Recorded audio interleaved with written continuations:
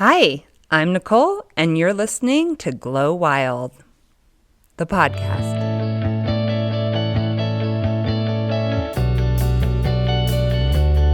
I'm Nicole, and this is Glow Wild, the podcast.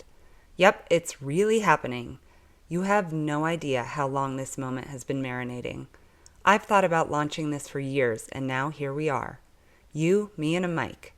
Whether you're in a car, on a walk, or hiding in your closet for a sanity break, I am just so happy you're here. Welcome. Way back in 2012, I actually started a podcast called You've Got This.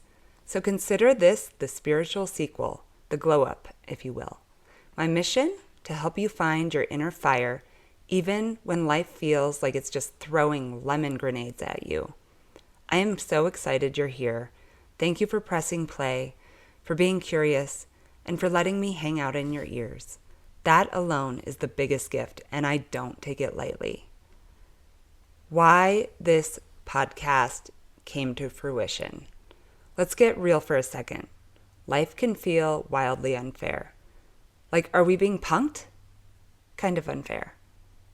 But here's the truth. You can rise, glow, thrive, even from the biggest dumpster fires. Glow Wild is about transformation. It's about falling down and getting back up with scraped knees and a better attitude. This is your reminder that your glow is not gone. It's just hiding under some emotional clutter. Each week, I'll share the real, raw stories from my own life, buckle up because it's a ride, alongside practical tools, research-based strategies, and inspiring guests to help you reignite your spark. You can expect some tears, some laughs, and what's really important, some tools that are as real as the laundry pile staring at you right now. A bit about me. So, just 6 months ago, I hit the big 4-0. I still feel like a 20-something trying to figure out what I want to be when I grow up. Can you relate? I recently read Lucille Ball's biography and found that she didn't even start I Love Lucy until she was 40 and was the first pregnant actress on TV. Like, what a legend. That lit a fire under me because guess what? I realized it's never too late to go after what you want in life. I've always been a do-it-yourself kind of gal. After college, I was a barista slinging cappuccinos and dreams on the side. I knew I wasn't made to clock into someone else's 9 to 5. So at 22, I wrote a list of everything I loved: painting, fitness, running, and writing. Spoiler alert, I chose fitness first, and Craigslist became my marketing department. Eventually, I built a full personal training business, launched boot camps, and opened a gym in Silicon Valley. Seems like I had it made, right? But even dream jobs get exhausting. I was on my feet all day and barely moving my own body. So I pivoted again. And as you'll see, many times over and over again. And I returned to my first love, art. Once I saw my paintings selling in galleries, I knew I was onto something real. And for 15 years, that has been my life and my passion. And now, here I am, combining everything I've learned to bring this podcast to life. Because creativity, storytelling, and healing aren't separate threads in my life. They're all woven together. There was a storm before my purpose. When 2020 hit, I was pregnant with my second daughter. The world was on lockdown, and I developed a pulmonary embolism, or a blood clot, in my lung. I was put on heavy blood thinners, and after a complicated birth and postpartum hemorrhage, I was left with a chronic injury that led to 13 surgeries and 2 ostomy bags. Yep, you heard that right. Because my injury was so rare, I had to travel all over, from Utah to New York City to the Mayo Clinic, missing years of both of my daughter's lives. I didn't even get to see my youngest daughter walk her first steps or talk her first words, and that broke me. And just when I thought the shit show was over, in July of 2023, just a month after I returned from my final surgery at the Mayo Clinic, my 3-year-old daughter Parker was diagnosed with stage 4 cancer. My heart dropped. We were life-flighted out of our small town, and for almost 10 months, we lived in hospital rooms and rentals near treatment centers. Isolated, away from our family and friends, and living a life I could never have imagined. We've seen so much. Machines beeping through the night, endless tests, the buzz of fluorescent lights in sterile rooms. But we've also seen the deepest love, hope, and strength in the unlikeliest of places. In nurses who became like family, in other parents who knew our pain, and in my daughter's bravery. But here's what I learned in that storm. You can find stillness in the chaos. It's like being in the middle of a tornado, in the eye of the storm. Everything is chaotic around you, but you can still find calm. You can stay calm even when the world feels like it's falling apart. And sometimes it's in those darkest moments when we discover a new purpose. And what I learned is that finding your purpose amidst the dumpster fire is when you find the will to go on and a gratitude for life you never thought possible. How I found purpose in the pain. Running became my therapy during this time. Despite being out of shape and emotionally wrecked, I ended up training for the New York City Marathon with Fred's team to raise funds for childhood cancer research at Sloan Kettering. Every step I ran was for Parker and every other family battling this horrific disease. Together, with all of you, we raised $15,000.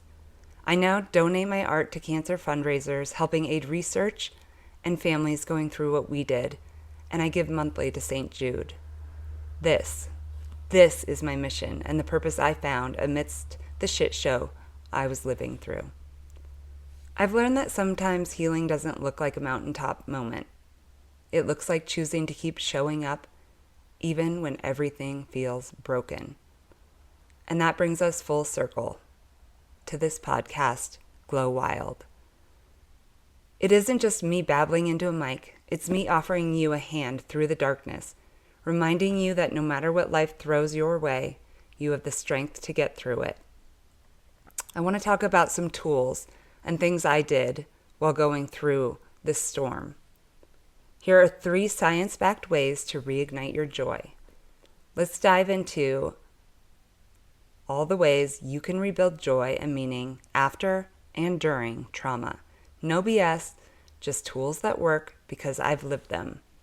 The first one is mindfulness-based stress reduction, or MBSR. When life gets hard, the first thing we forget to do is breathe.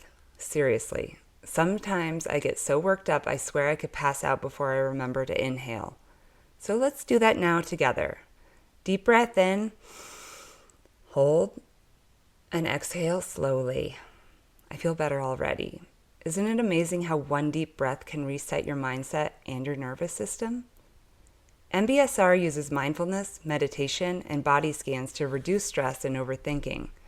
One study showed that veterans with PTSD had reduced symptoms and more self-compassion after just 8 weeks of this practice.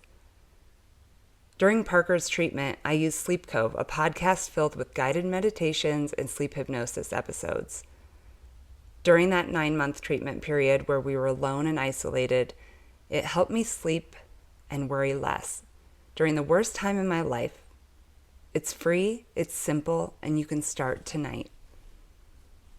If you need a starting point, try placing your hand over your heart while breathing deeply. It helps me feel grounded. Or open your door in the morning, face the sun, close your eyes, and take in the warmth. I did that just this morning, and what a difference it made.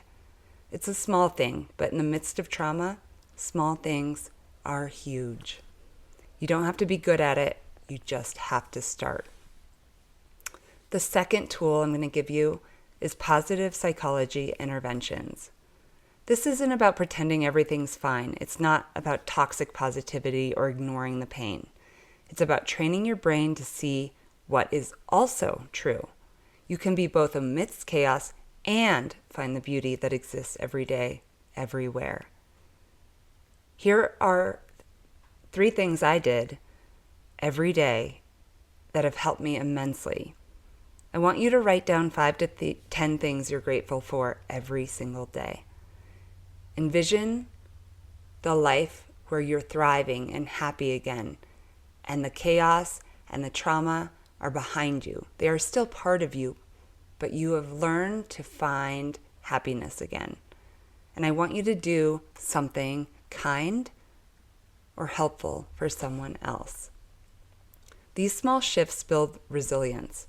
Research shows that consistent gratitude journaling can boost happiness and reduce depression for 6 months. And yes, I rolled my eyes at first too.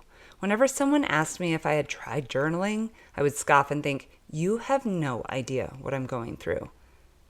But after practicing and giving it a real try, I found it started to work, even in the times I felt I had nothing to be grateful for.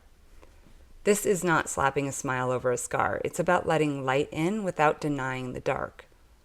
And the final tool I want to talk about today is behavioral activation. This one's a game changer. When we're down, we tend to withdraw. And behavioral activation says, do the opposite. Figure out what matters to you: connection, movement, creativity, and schedule just one small action every day that aligns with that.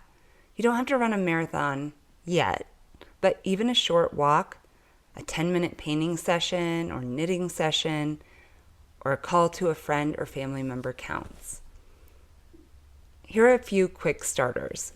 If connection is what matters to you, send a voice note to a friend, send a text, pick up the phone and dial their number.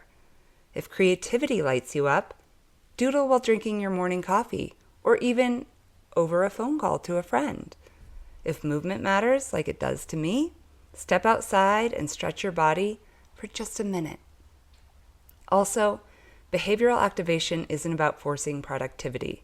It's about giving yourself a sense of agency, like you have control over your life again.